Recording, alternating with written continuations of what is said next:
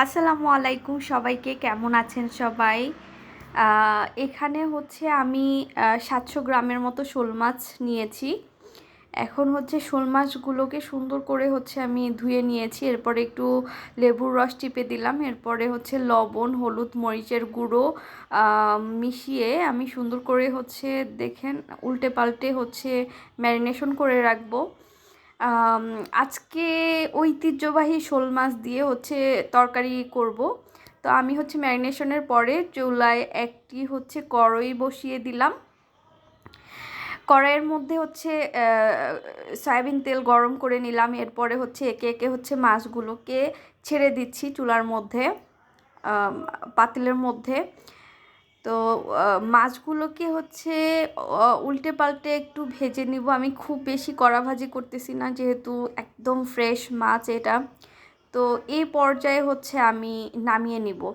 এখন হচ্ছে আমি এখানে আলু কেটে নিলাম, ফুলকপি, টমেটো সুন্দর করে কেটে নিলাম। এরপরে হচ্ছে একটা পাতিলের মধ্যে আমি তেল গরম করে তার মধ্যে দিয়ে দিব হচ্ছে আদা রসুন বাটা এবং হচ্ছে পেঁয়াজ বাটা। তো এই শোল মাছ রান্না করতে হচ্ছে রসুনের পরিমাণ কম লাগে, আদা এবং পেঁয়াজের পরিমাণটা বেশি লাগে। এরপরে আমি দিয়ে দিচ্ছি হচ্ছে হলুদ, মরিচের গুঁড়ো এবং স্বাদমতো লবণ এবং ধনিয়ার গুঁড়ো। এরপরে দিয়ে একটু কুচি করে রেখেছিলাম টমেটো, ওটা গ্রেভির জন্য আমি ক্রিয়েট করব, তাই হচ্ছে দিয়ে দিলাম। আর কাঁচামরিচ কুচি দিয়ে দিলাম। আমি হচ্ছে মানে শুকনো মরিচের গুঁড়া এবং হচ্ছে কাঁচামরিচ দুইটাই ব্যবহার করেছি, কারণ একটু ঝাল ঝাল খেতে পছন্দ করি তাই।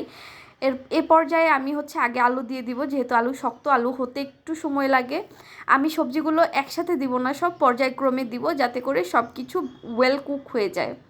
তো এই যে গ্রেভির সাথে টমেটো টমেটো সব কিছুর সাথে একসাথে উল্টে পাল্টে নিয়ে নিলাম হচ্ছে আলু।